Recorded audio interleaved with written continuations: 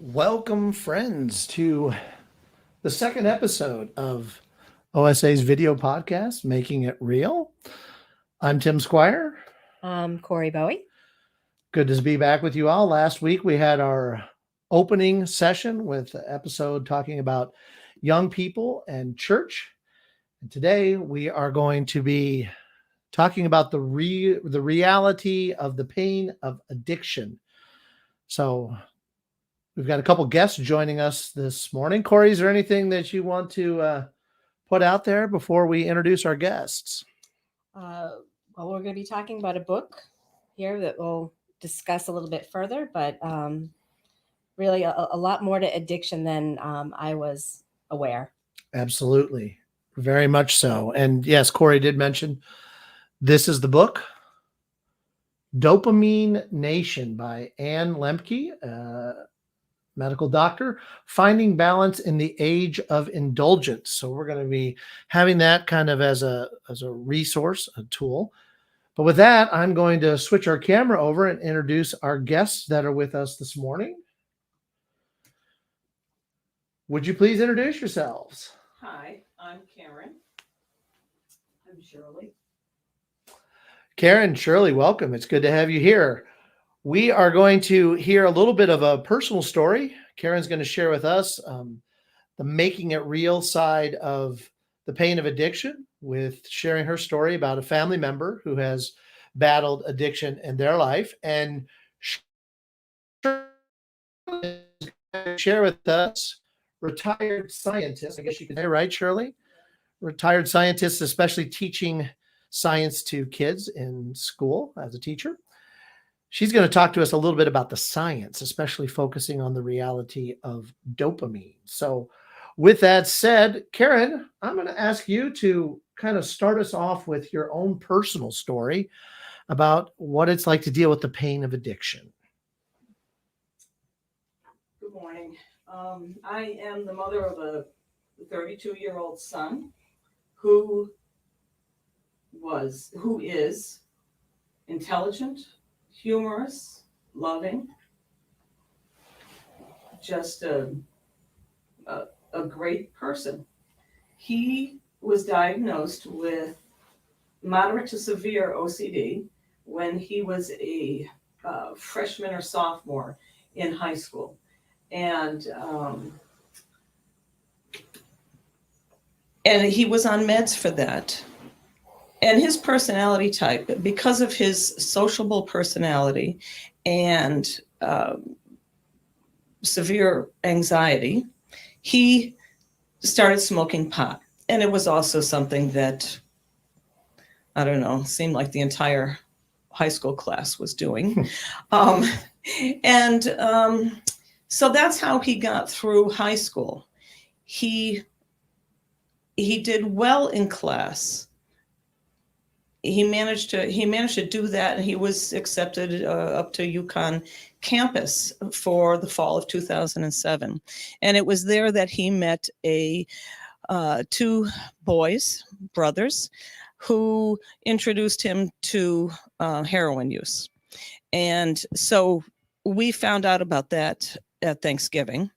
And he has been battling some kind of addiction ever since the fall of 2007.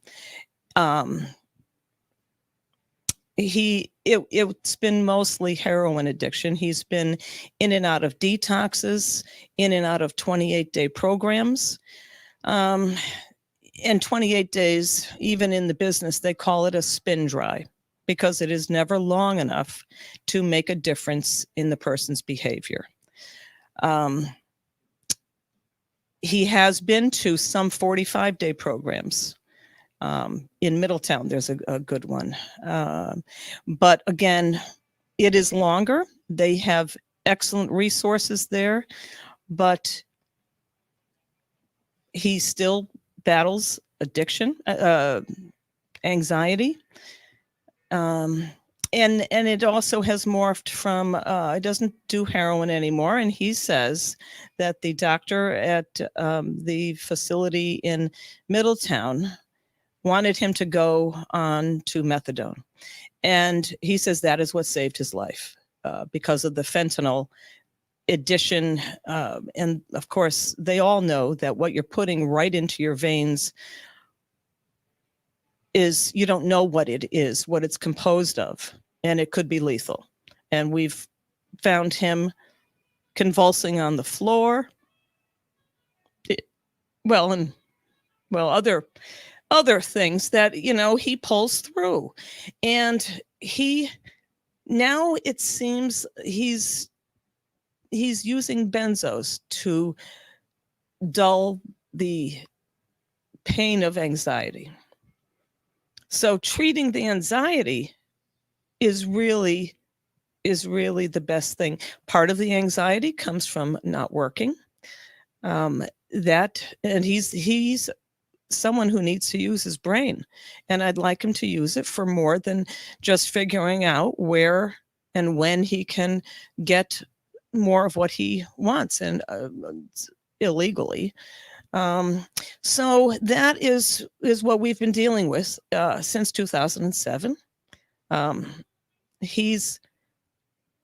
Let's see, his first overdose was at our house, and we called the ambulance, and he was fine. We had to pick him up at 5 o'clock in the morning.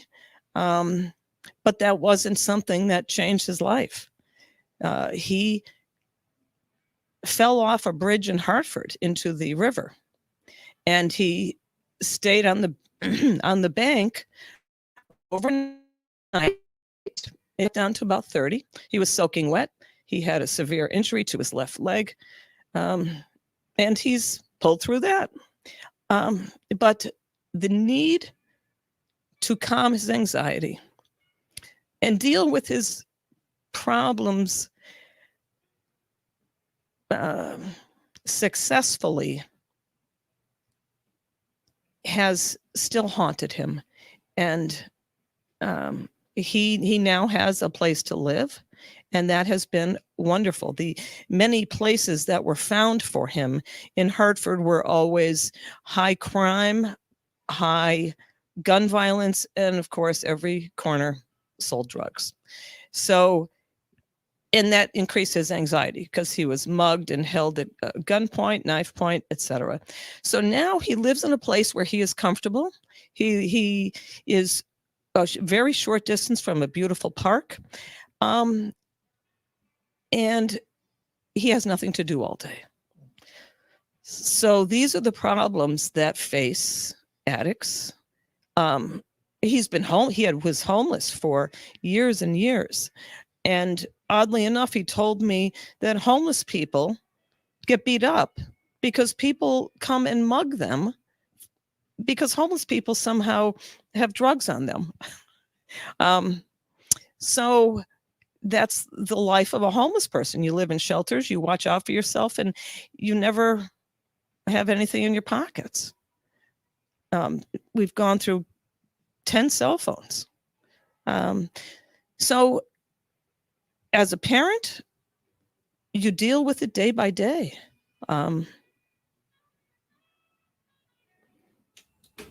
Any day could be every time we get a call from a hospital. We hope it's just that he's there, not that he's dead. So, Karen, you share a really powerful story, and there's a couple things that I think is important for us to recognize. First of all, many people, and this is my personal experience too, is that many people who are addicted to drugs or alcohol, or as the author of this book says, many other things, it's not like they're a bad person. Something led them towards the addiction. In your son's instance, it was the pain of anxiety, OCD, and in the medical community, trying to help with that eventually led to things that created what I'm going to call, at least according to the author of our book, a dopamine imbalance, or an increase of a dopamine in pursuing some sort of pleasure that then gets out of balance. And the author talks about how, our neurological system kind of works on a pain pleasure fulcrum, and the dopamine is a part of that. And Shirley, I would like for you to share with us a little bit about the science part of it, the science reality of dopamine and how it works. Okay. Dopamine is a neurotransmitter, which is a chemical produced by the neurons or nerve cells in the brain. And it is secreted by those neurons and it is picked up by other neurons. Dopamine is involved in several different pathways, one of which is the motor abilities. And people who have Parkinson's disease, you're probably familiar with the fact that they get a drug called L-Dopa, and that is a synthetic dopamine because they're not producing enough dopamine to moderate their physical movements. And that involves speech and all the other symptoms of Parkinson's. The dopamine that we're talking about here with addiction it is the most important factor in the reward system of the body. When you do something that causes pleasure, it causes dopamine to be released by the neurotransmitters. And the dopamine is what builds up the more you enjoy that pleasure. The stronger the reward, the more dopamine you produce. Now, the body, as Tim just mentioned, tries to balance that by decreasing the amount of dopamine, but we adapt to it and we continue to need more. It's sort of like a negative feedback relation that you would have with the endocrine systems. Most of our body's endocrine systems or hormone systems work on negative feedback. If you start to have too much, then you cut back the production. But in this case, your brain has established a physical neural pathway, and that's what you have to try to eliminate if you want to kick the addiction.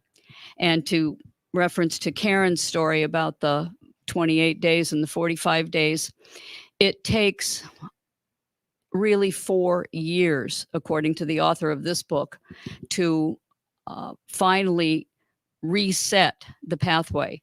And she also admits that sometimes you can't reset it. Sometimes it becomes permanent. If you have not tried to stop the addiction for a long time, the pathway is probably going to always be there. But if you are early in the stages of addiction, and you really work at it, and the only way you work at it is by abstinence, not allowing yourself to have that particular pleasure.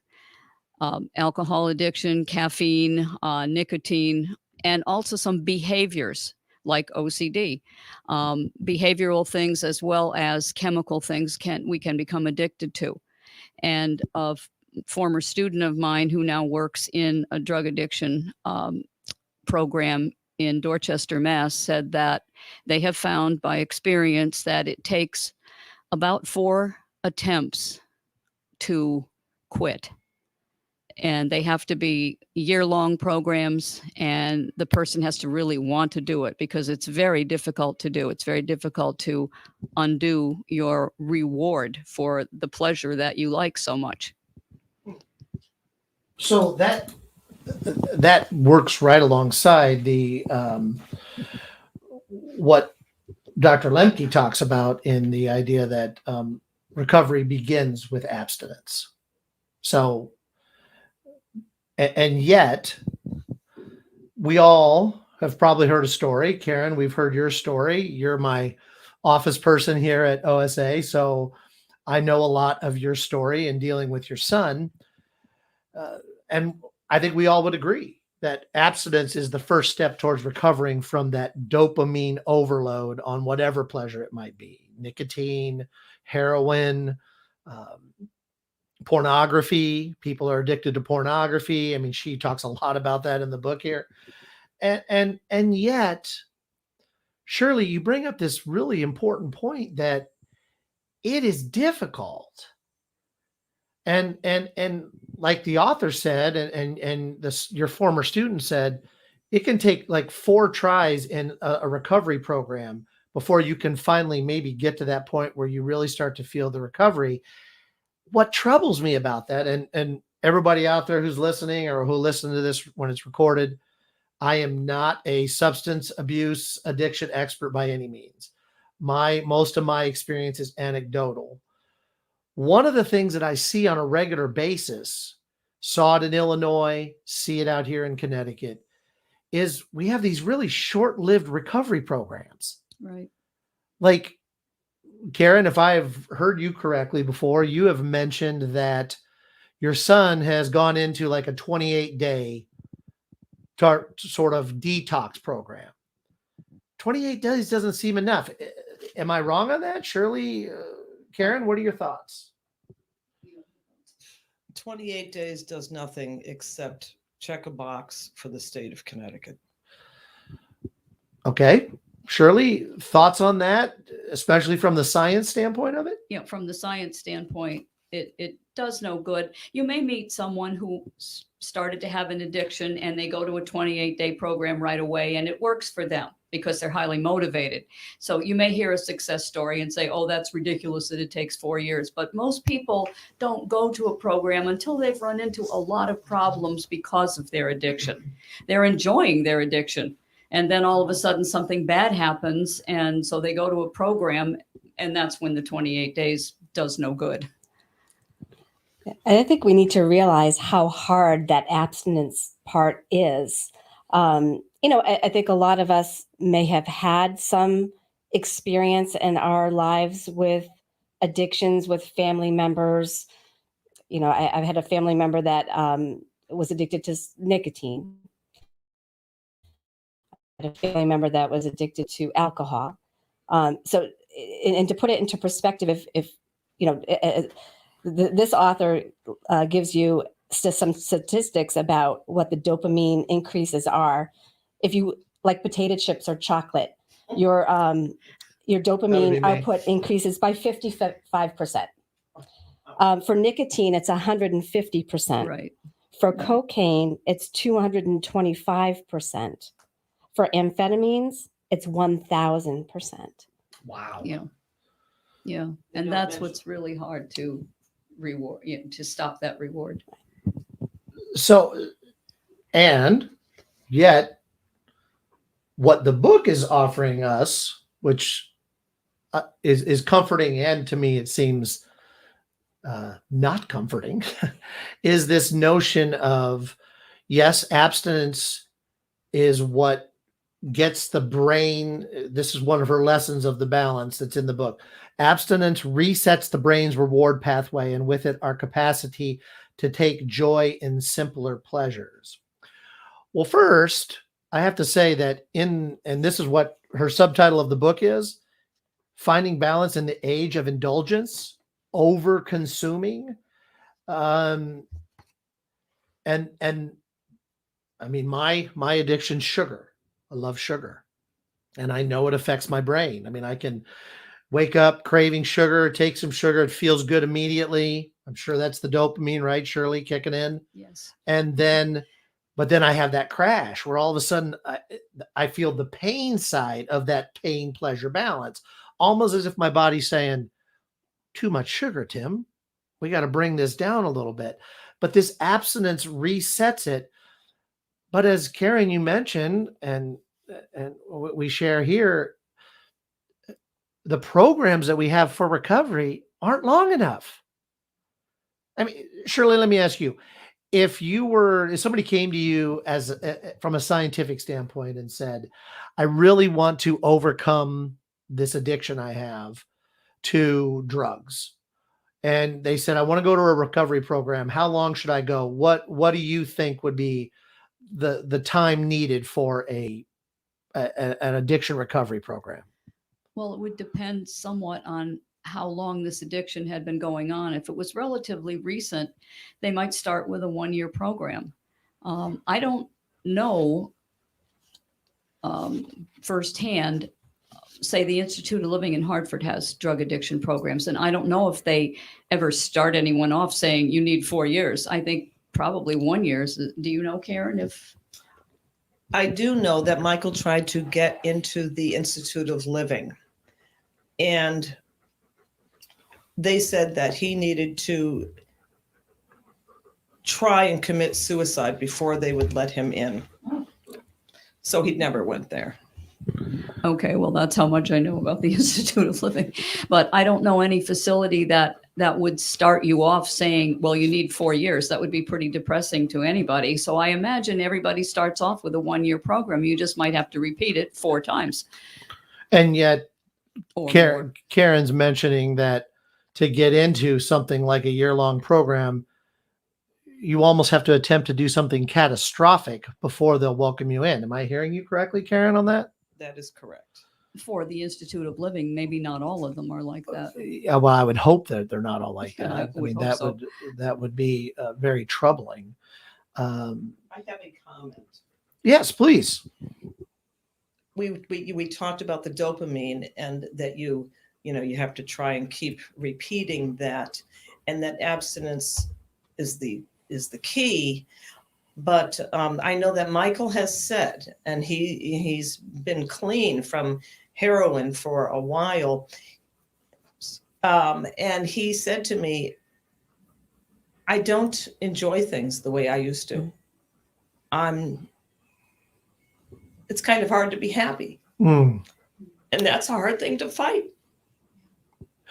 So, Karen, in light of that mention, again, an experiential situation where you've experienced the pain of addiction, hearing you say that gives me a little pause when the author here says that abstinence resets the brain's reward pathway and with it joy and simpler pleasures. What I hear you saying is that there may not be a reset back to simpler pleasures because something gets lost in the addiction process that, like you said, your son has times where he does not feel good or he can't find some of that simple pleasure in life. Am I hearing that correctly? Yes, from what Karen's saying, but it might be that Michael has never really recovered completely. That might be part of it. That's probably true. He did also say that there are certain drugs you can take illegal that rob you of the ability to ever find true happiness. I don't know that I never asked him if he's ever taken any of those because his addictions are pretty tunnel-like. It's heroin for years off and on.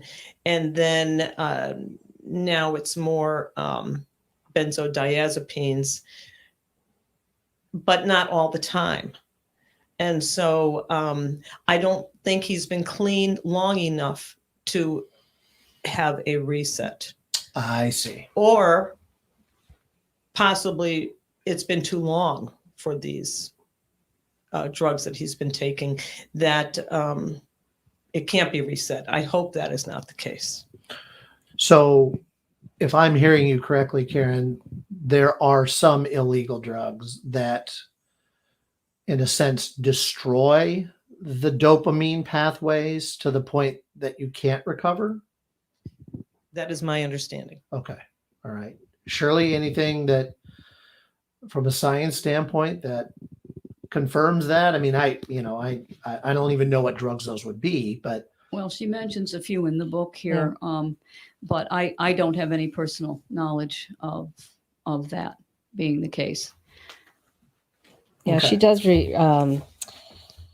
She brings up experience-dependent plasticity, and they talk about going around those pathways that are, there and are Right. probably going to be there forever, Right. and that that numbness of not feeling.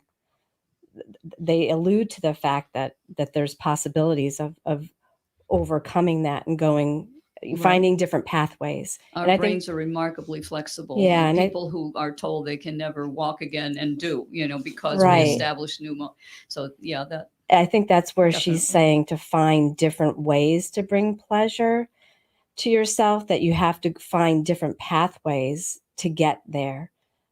Since that balance for what they're used to is so off, that they have to kind of go around that way, but obviously not an easy thing to find.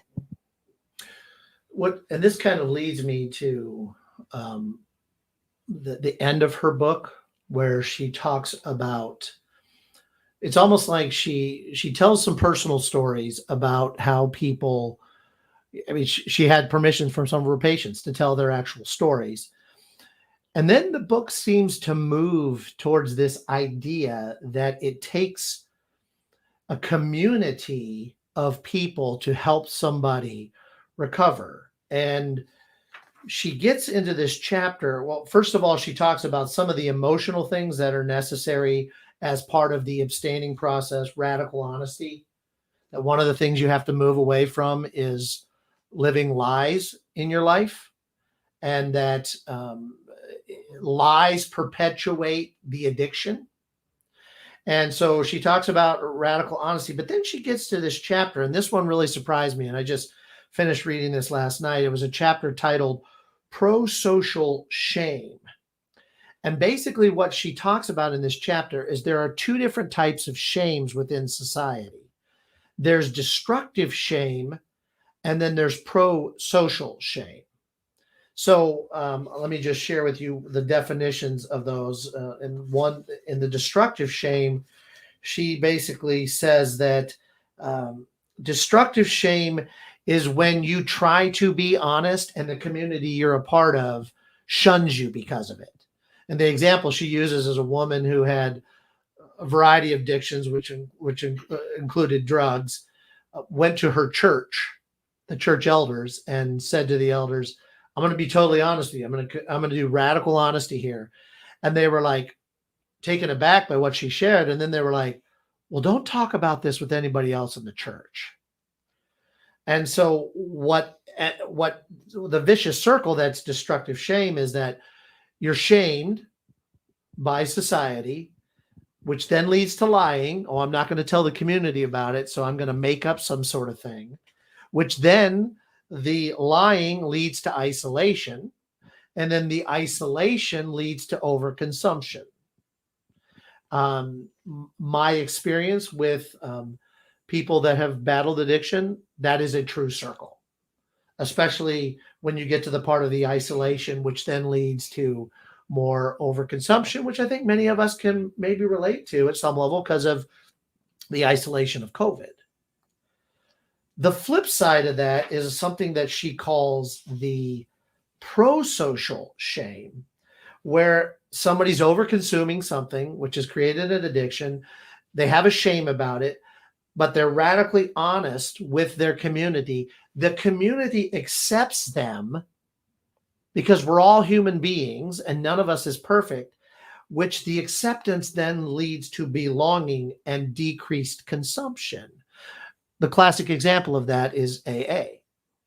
AA is considered a pro-social shaming organization. And again, it's a redefining of shame. Let me just read this part from the book.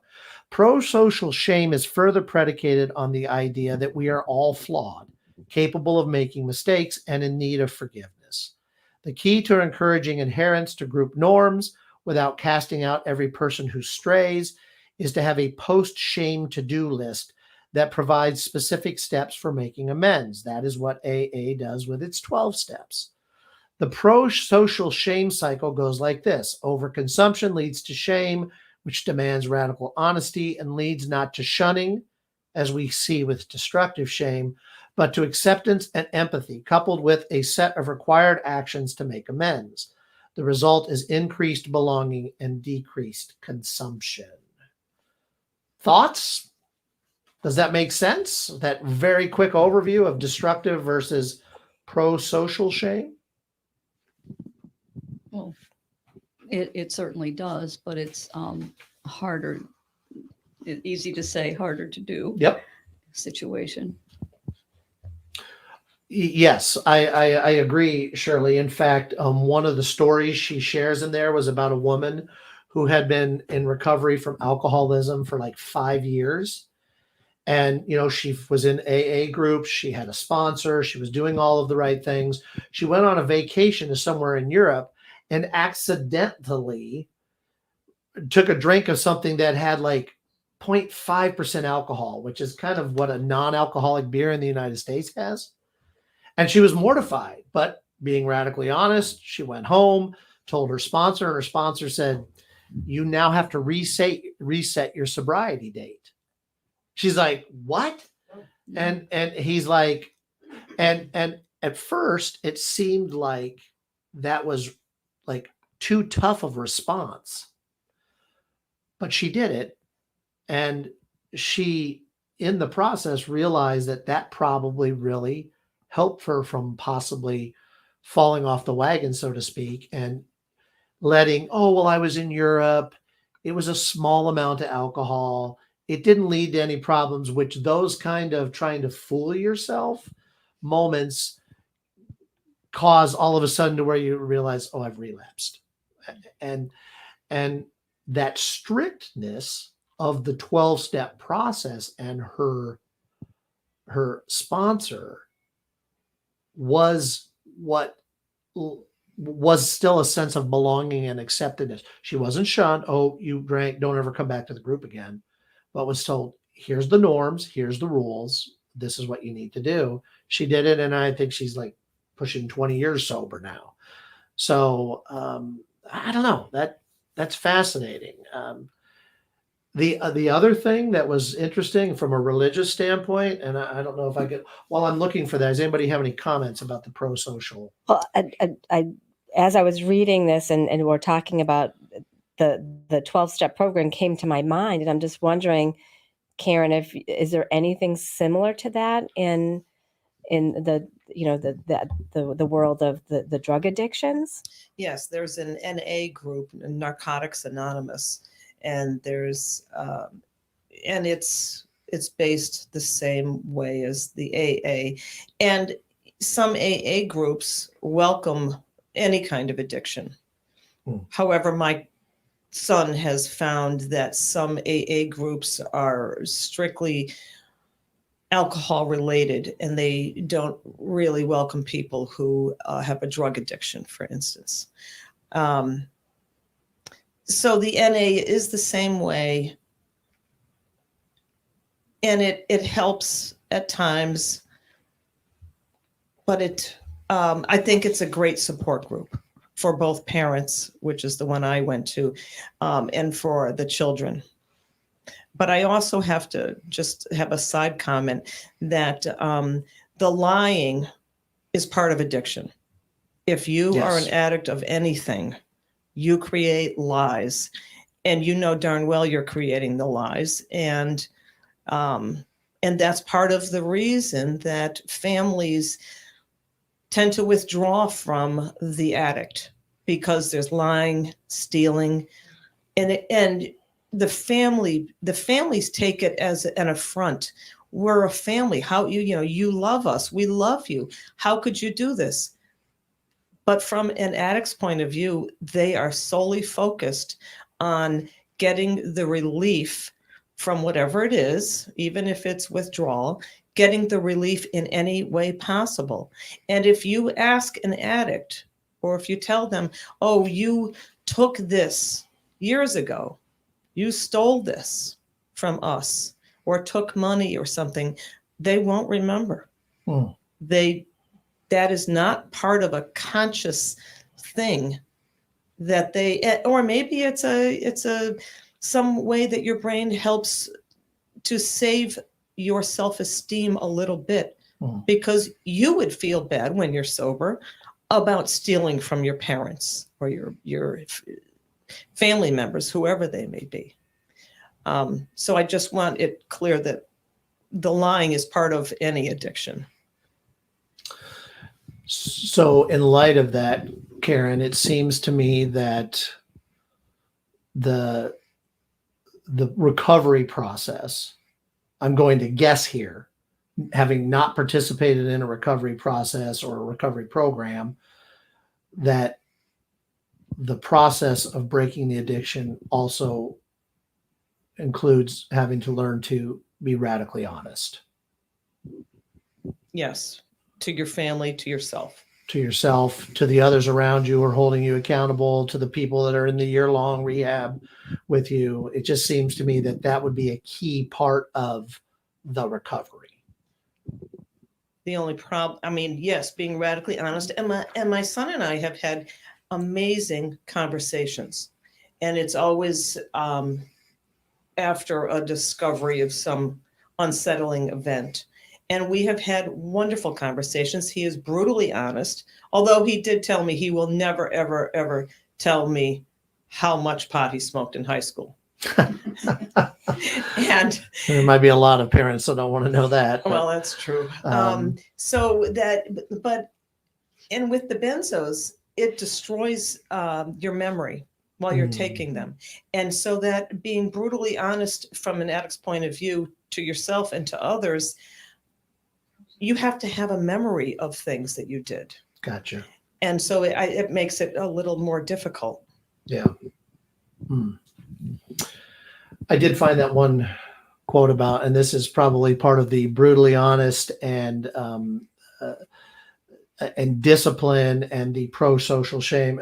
This caught my attention because I'm a priest. It says, you might think that religious organizations and other social groups that are more relaxed with fewer rules and strictures would attract a larger group of followers. Not so.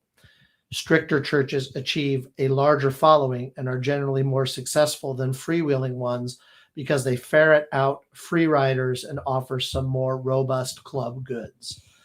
And she talks about that. That's what an AA group does, is that when you participate in, because there have been moments where people have joined an AA group and they were there in a manipulative way, or because somebody told them to not go to jail, you're going to have to do this, and they play the game, but they're what's called a free rider, and the group tends to be able to ferret out those who are doing that, all based on the norms, the strict following of the 12 steps, those kind of things. So, but that just caught my attention, like, so the freewheeling churches tend to not have as large of attendance as other ones. But so we're getting towards the end of our time here.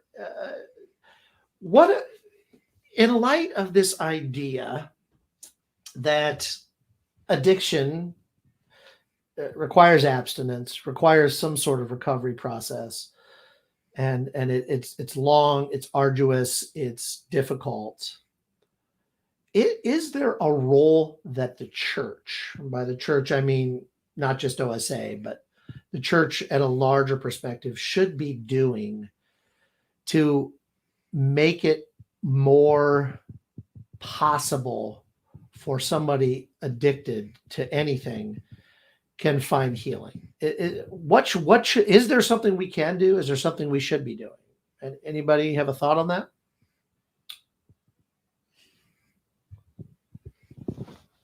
I guess I have a thought. It might not be quite what you're looking for, but well, one thing is that a lot of AA groups meet in churches, and it has the right area, and I think it has a feeling of a safe place to go, and I think that's great. And some churches are locked up all the time, and some churches are open because there are religious moments in an addict's life, and coming in and just being with God is a good thing.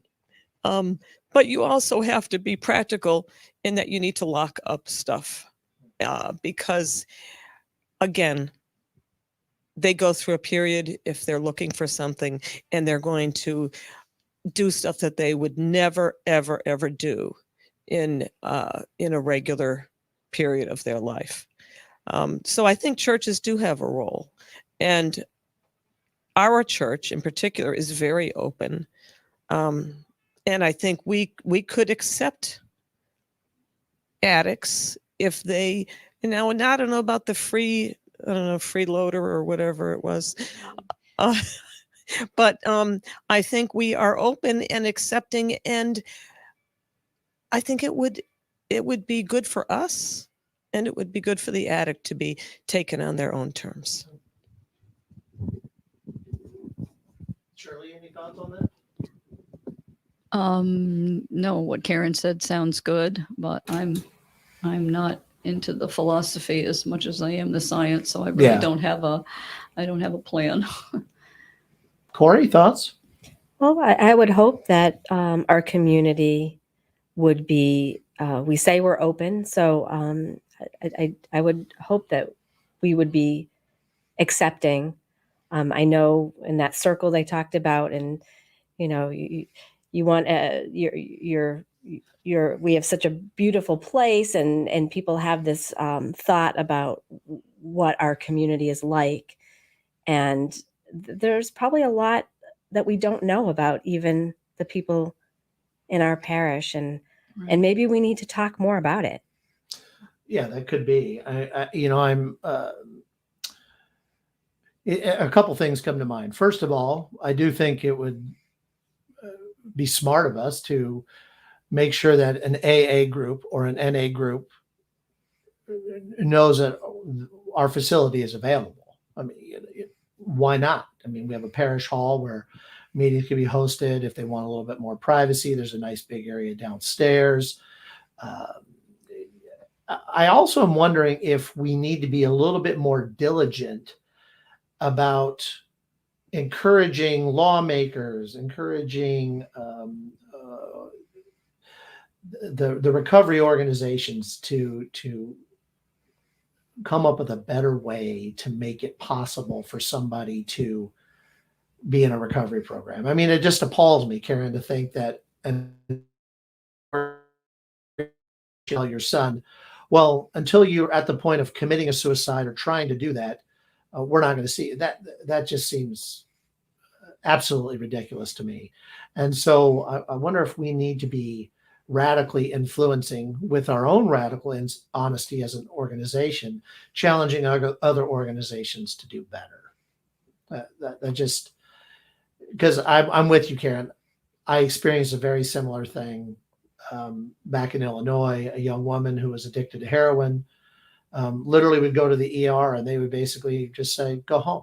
They wouldn't even help her find any sort of process.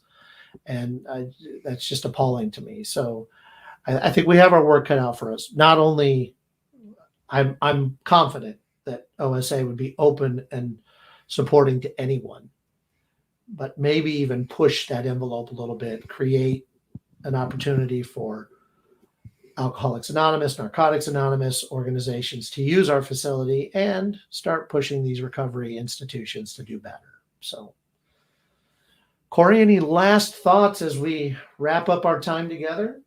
I want to thank Karen for sharing her story and really bringing the human side, and, you know, reminding us that these people are they're real people, and they're everyday people, and they have great qualities, and it's, you know, they didn't look out to get addicted. And I think, you know, if you read this book, you'll see there's a lot of things out there that you know, we're all battling. So it's a hard maze, and thank you for sharing your story. Absolutely. And Shirley, thank you for bringing us some of the science. And I think we should have a little bit more of that so we can learn more about the deeper part of the story, that there's more to it than just somebody goes out, finds a drug and takes it, and then they're hooked, that it's much larger than that. Well, there's another book that Lemke, when I originally heard her speak with Terry Gross on NPR's Fresh Air one night, and if you're interested, you could Google that and hear it. She based her talk, much of her talk, on another book called The Neuroscience of Addiction, and the author to that one is Francesca Philby. That one would have much more of the science in it than Dopamine Nation. Dopamine Nation presents the stories to us of people and how it has hurt them and the people around them, and gives the basic information about dopamine, but there'll be a lot more information about the neuroscience behind it in this other book. Wonderful. I'm glad you shared that with us. Any last comments? Karen, tremendous thank you. I know me asking you to share a personal story, the personal reality of the pain of addiction was not easy, but I am blessed by your honesty, your radical honesty, and not only telling your story here, but being honest with me when we've had conversations about what you've dealt with and what your son is going through and what your husband and the rest of your family is going through. Your honesty, I believe, is an important part of the healing process. So thank you. I appreciate it. Thank you for the opportunity. Well, friends, we've come to the end of our episode. A tough one, but definitely something that our community needs to not only hear, but continue to discuss. We will be back here next week for episode 3, gathered right here at 11 a.m. Again, thank you for listening, whether that was through the live stream or the recorded video that will be available on YouTube. Again, we thank you for joining us as we continue to live our faith, making it real. God bless everybody. We'll see you next week.